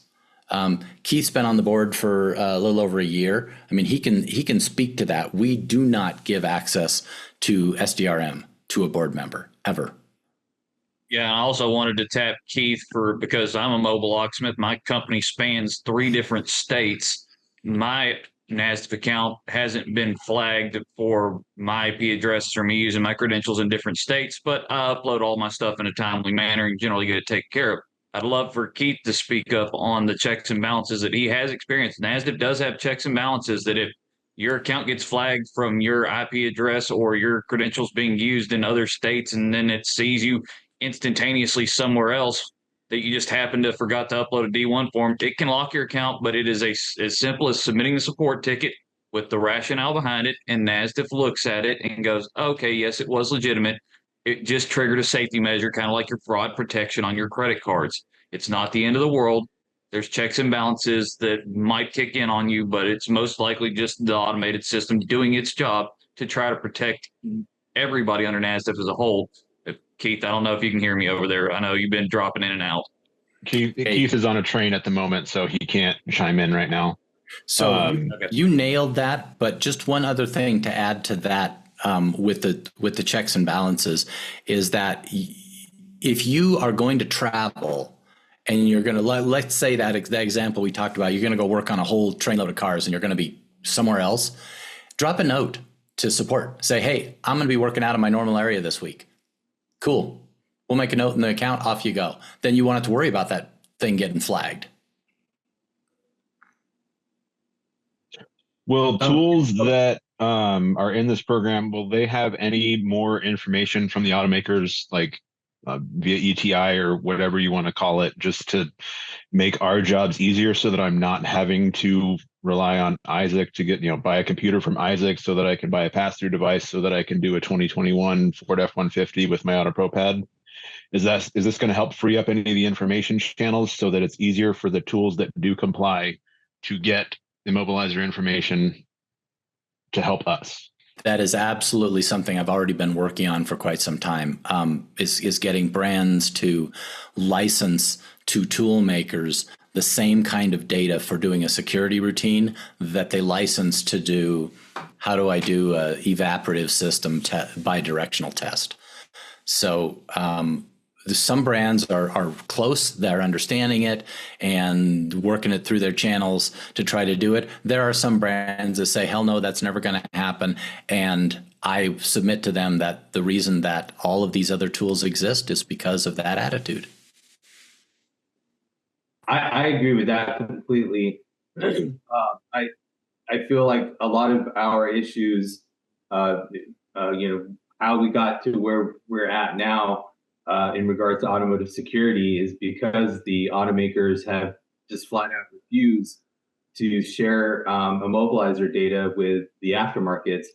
Now, it's funny, I had this aha moment with Keith on the phone the other day. We were talking about the work that that NASTF has done on that front in trying to get that information from the automakers, so people outside of their own inner circle of technicians could use it. And we quickly discovered that our definitions of aftermarket were different. And Donnie, I know we had this conversation yesterday as well. There's a couple different ways to make keys for us on the outside. If we're not working for a GM or Ford, and one way is to use a third party or aftermarket like JBox, like a Cardac or something like that. But then we're still utilizing GM software and paying GM for their services and all those things. And then the other way is to use a machine like mine, like the AutoProPAD, which has it's simplified and straightforward, and there's no, you're essentially leaving the OE out of the process the way it's set up now. So for me is, the question came up immediately. Well, if we were to go strictly the first route where everything is, requires the OE tools and processes, currently there's probably, in my estimation, about single digit percentages of locksmiths that have a mastery of every OEM key making process. And I think the expectation for everything to go that route is unrealistic because, not every mechanic wants to be an ASE master automotive technician, but automakers are still asking every locksmith to ascend to master status and then pony up the cash for every laptop, J-box subscription, and software imaginable. How can our industry ever expect to meet the American public's key making demands with that impossible barrier to entry?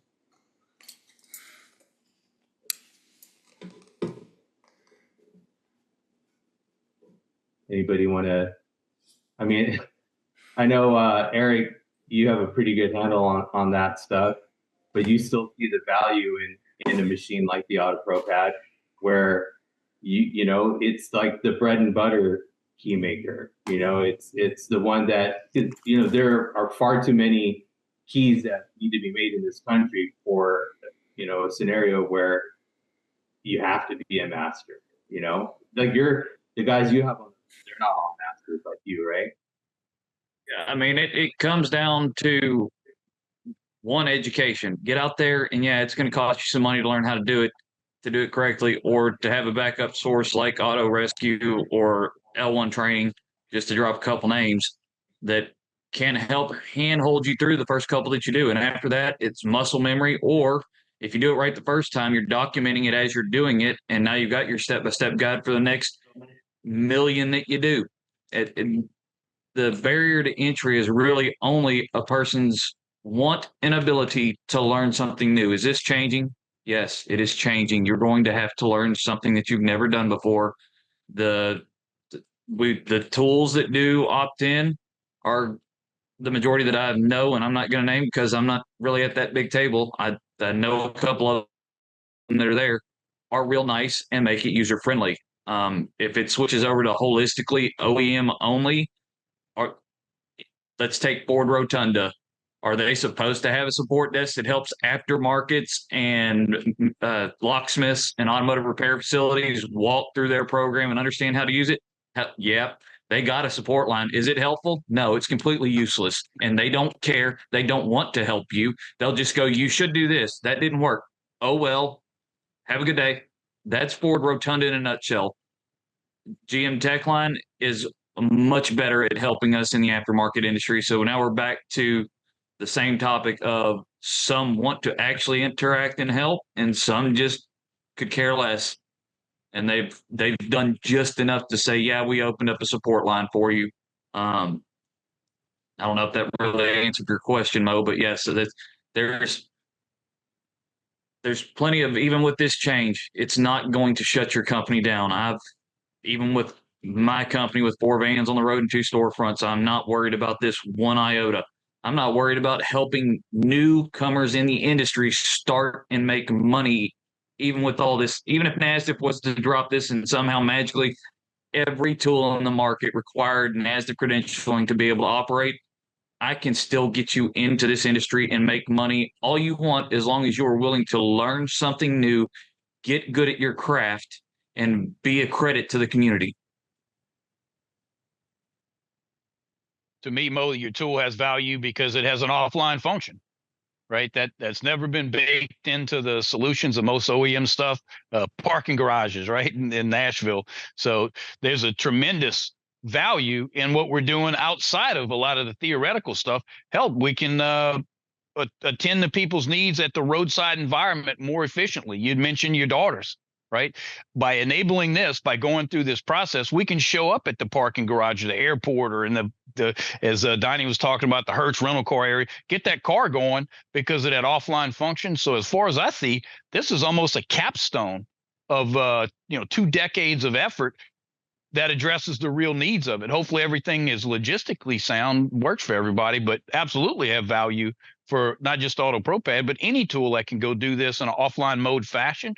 And my cross fingers is what you said earlier, is that just like Ford, Donnie, when we sat down, remember we had the crazy meeting, we had all those dang Fords we were having to deal with. And Ford basically said, we would be willing to work with manufacturers if we could keep track of this, and that it wasn't just a free for all, and there was some sort of accountability to it. Very similar that at the same time they released those P series Ford codes, they said, we didn't even know anybody needed this. Right. So hopefully that sort of communication. So Mo, 100%, this is valuable, right? Outside of just the ability to go through the manufacturer to get it done. So.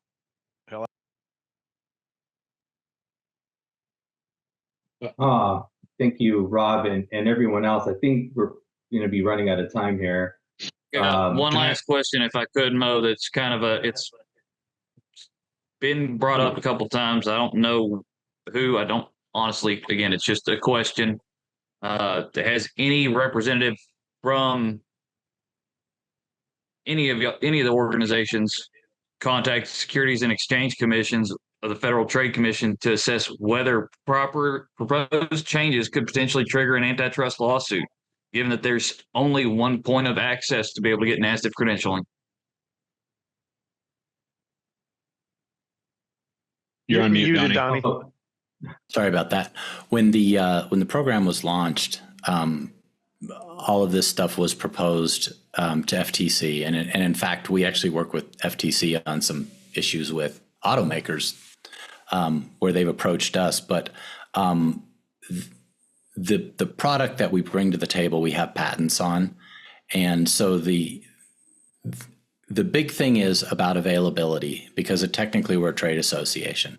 So we have to accept anybody who wants to participate that is in business, because we're a trade association.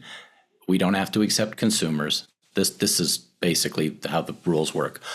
And the only limitation is if that individual cannot pass a background check because of their background, their legal situation.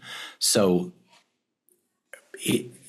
I get the concern, but we have 15 different stakeholders plus all of our teams who have say in how this is done, and that's part of what makes it legit.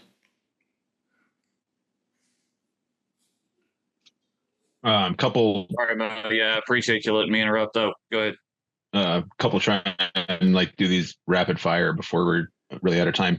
So let's just say, so if somebody has an issue with a transaction, or you're doing work at a tow lot and tow yard says it's fine, you make the key, and then does that VIN automatically ping something on your end, and then all of a sudden that person's account is locked down because they made a key for what was a stolen car, but they didn't know that it was stolen? Or how does that process work? No, because there's no possible way, with the way that theft reporting is posted, they don't come across instantaneously. So just because a vehicle owner has reported their vehicle stolen, and let's face it, if you're in an airport, our airport where you and I go, if you're in our airport, your car could be gone for days and you wouldn't know. And so it may not have been reported stolen, and then it could take up to 16 days after the time it is reported to show up in the databases that the FBI maintains on stolen vehicles. So there's no way for us to be able to do that. So unfortunately, in that sense, it has to be after the fact. In that case, if a vehicle shows up stolen, you're going to get an audit request from the registry manager, so that we can go over that transaction and find out sort of what we know and when it could happen, when it happened, and those sorts of things. And again, I want to go back to say our VSPs are never the problem. It is so rare that a VSP actually even assists with a theft. And I think that that's because we've been able to attend all these shows and talk to folks, and I get to make presentations at these shows and say, look, here's how you need to protect yourself. Our single biggest problem with a VSP getting in trouble is families who work each other's game, right? Separated husbands and wives, kids who have a key made for Dad Shelby while he's out of town. Those are the things that are the much bigger problem. And the car theft thing, you know, the folks that work in this industry are savvy. They get what's going on. And so it's just not an issue. I mean, like I said, literally like 6 cars last year that we had this problem where something had actually happened, and they indirectly helped. They got socially engineered. These guys that do social engineering, these con artists are really good. So, you know, while we know that you're all really smart, I don't think I could say 100% dealing with as many fraud things as I've dealt with that I wouldn't get work to. It could happen to any of us. I think Hoff was more bringing up the point of a theft recovery that's then sitting at the tow lot and you go make the key for it. So it's been reported stolen. It's been recovered. You go make the key for it and it dings because that VIN matches a stolen vehicle at that point, especially because of that 16-day time lapse. Oh yeah, that happens all the time. Yeah. So how's that going to affect us on our end? Never, because NICB's got a tool that they use. So we both get the same feed of data, right? So NASTF generates it, but NICB also, their analysis software looks at it. So it goes out to the FBI data, the CGIS data, and NCIC and matches that stuff up and says, okay, reported date stolen, reported date recovered. It is, gosh, I bet you 60, 70 times a month that happens, where a car is recovered and the car gets one of our VSPs makes new keys for it before that car has even been reported into the database that it's been recovered. Well, that's just a operational thing that happens with the system. We know it. No VSP's ever been shut down over that. Okay. You may get a call if a lot of time has passed, and there are some situations where things just look really strange, and you may get a call from the registry manager saying, I need to talk to you about this transaction. But if you're uploading your proof of authority that you made that key, that solves the problem nearly every time. Because that proof of authority shows that you were called out to make the keys for that vehicle or do whatever you need to do with that vehicle, and it shows the case number, all the date information. I mean, it helps us to go, yep, non-issue, off we go. Because the thing, I mean, as you know, you're just an hour south of me in Wheat Ridge or wherever, and there's no licensing for locksmiths in Colorado. There is no form of documentation that I am required to get when I'm making a car key for somebody. Like, it's not a requirement here, and there's not really up until now, outside of somebody has a receipt for me with a VIN on it, there's not been any documentation that I've made a key for anybody. So that's just, I think, some of the concerns going back to like the big brother aspect of it, of now all of a sudden there's worry that any 3-letter government agency now knows every VIN that I've programmed, what I've done, the key count before and after, all that kind of stuff. So from what I understand, it's really only a VIN has to get reported, which is then reported to NASTF, and then NASTF says, yes, this, Stephen made a key for this Chevy Tahoe on this date. If you have any questions, then the agencies would reach out. But it's only if there's an issue with a VIN that they would have the ability to do that. Is that correct? Yeah, and I would tell you that has happened less than a handful of times since I've been running the registry, and SDRM 2 was my baby, so I launched it. Okay. So that is so rare, and I will tell you that in the cases where that has happened, there's some really bad stuff going on in the background.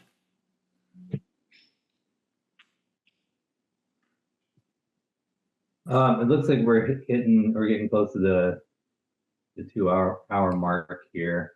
The fact that I have this huge list of questions, and we barely got through a fraction of it. That tells me that there's still a lot of information that we kind of need your help, Donnie, in navigating. So we can all be on the same page. So my hope is that this isn't a one-time thing, and we can do this again. I know you're up to your eyeballs in Zoom meetings, and which I should mention that anybody can attend these sessions. Go to NASTF's website, register for a free account if you're just trying to get a lay of the land, and attend the appropriate session first of all, because there are some where Donnie could probably tell you better, that people will jump into and ask questions that are just not on topic. But Donnie, it'd be great if we could do this, somewhat regularly until we get a better handle on everything that's happening. And then I should also mention that Donnie will be at the Key Innovations Locksmith Expo here at the end of April. And I believe you have a session. What is it, like on Tuesday, the Tuesday before the show, or I don't remember the exact date, but just, you can visit their website and get more information there. And I'm looking forward to more engagement with you and for the Locksmiths. I going into this, I didn't have more knowledge about the inner workings of NASTF than anybody else. And I still have a lot to learn. I'm by no means an expert. So thank you for your time, and I look forward to doing this again. And thank you everybody else for your time. If you don't mind, if I got one more thing, it's not really a question, it's just a blurb. Hopefully that anybody that in the Locksmith community has made it this far. I'm like y'all. I'm not pro NASTF. I'm not anti NASTF. I'm in the middle. This is a good thing. This is a bad thing. We won't know what it is until it's done. But right now, we're at the stage NASTF has gone from its infancy and is now really in its adolescence. It's NASTF as the adolescent is being a good, sorry, Donnie, you're not a child, but being a good child and asking us for help in learning and growing. And if we don't step up as the family to help NASTF go, this is the direction that you should head in life, somebody else is going to walk up and start muttering in their ear, and it's going to go a way that the locksmith community doesn't want. So you need to get out. You need to be at the NASTF online events and speak your piece. Otherwise, if you just sit back behind your locksmith shop and you don't come out and talk and say, here's my concerns and make them known, nobody knows it exists. We can't affect any change at all. Yeah, and I would add that if you've got ideas about how to, improve this program, it's just as simple as sending an email to our support desk. We have software that logs everything and then routes it to who needs to get it. So if you send an email and say, I got an idea, here's how it works. I'm not going to tell you that I can absolutely follow up with you, but I will absolutely read it, and I will take it to the support team, the development team, to figure out how we can implement something if it's an idea that seems like it's going to affect and or help a lot of our members. So it's really that simple. You don't necessarily, I want you on the calls, so thank you, Eric, but I want you on the calls because we should have 200 or 300 people on these calls. And we get, I think the last VSP call we had 40 or 50. It should be more than that. So take the time, put headphones on while you're working, and just listen. And if you've got a comment, you can either text it into chat while you're working, or you can pop in on a mic when we open the mics up and that sort of thing. So, but thank you all for this. And by the way, anytime you want to do a follow up, we probably should keep them a little shorter so people have time for them. But we can do some. We can run down your QA. I'm always happy to help any way that I can with that. Greatly really quick, when he says the make sure that we keep them focused. There's communications team, heavy duty, service technology, and getting in on some of those calls, they kind of have a tendency to turn into vehicle security calls, which is not the goal. So pay attention to what team is meeting so that we can keep the vehicle security ones focused on vehicle security, so that we're not talking about the emails that come out and turning that into a VSP call. So you're saying that I shouldn't join the heavy duty meeting and ask how to pull the pin on Chrysler or Pacifica through the OBD port? Is that, unless you're going to drive over it with a heavy duty truck afterwards, because that's the only good that those Pacificas are good for now? No. fair? All right. Until next time. Thank you again, everybody, and Donnie. Thank you so much. My pleasure. Thank you for having us. Thank you for your time.